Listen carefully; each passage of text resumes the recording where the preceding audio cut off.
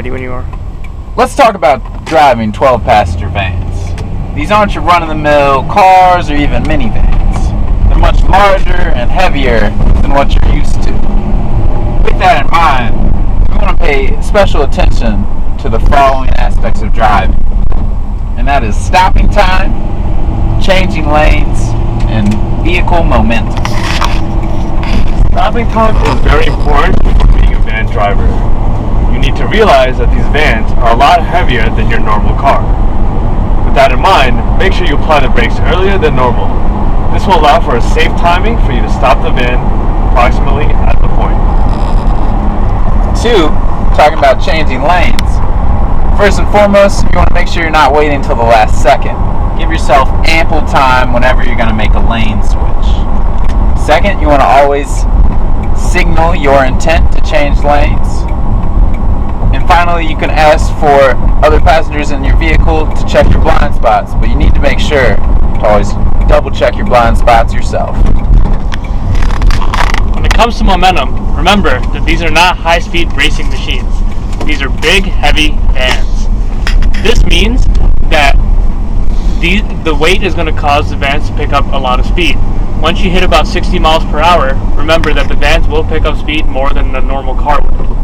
Now that you have received important tips on how to manage your vehicle, now we need to identify some key things you need to know before you start driving. For one, where the headlights are.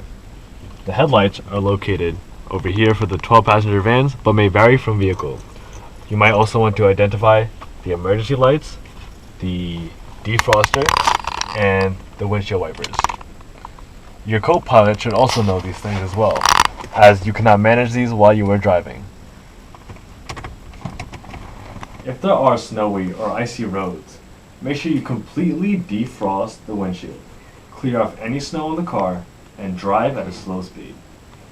Snow and ice are already pretty tough to drive in with vehicles this large. It is important that you maintain your speed, consider your stopping time, and drive with extreme caution.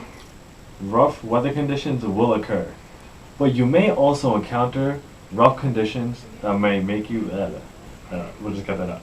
Okay. Rough weather conditions will occur, but you may also encounter rough road conditions that may slow you down. Being on service trips, you may be driving through mountainous terrain, slick roads, and construction zones. It is important to drive slowly and carefully through these paths to make sure your vehicle does not get damaged. Bad. Keep an eye out for sharp objects, potholes, speed bumps, and any other obstacle that might come your way. Drive with caution at all times, but extreme caution in rugged conditions. You are almost ready to drive these vans, but you have to remember a few things about driving laws. 1. School zones will always require a slower speed.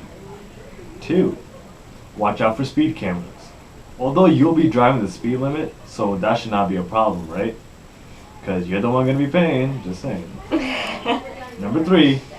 Use turn signals at all times. Number 4. Come to a complete stop at a stop sign and red light before turning right. Tickets are the responsibility of you, the driver. This includes, but is not limited to, moving violations, parking tickets, camera tickets, speed and right turn cameras. Yes, they exist. They do.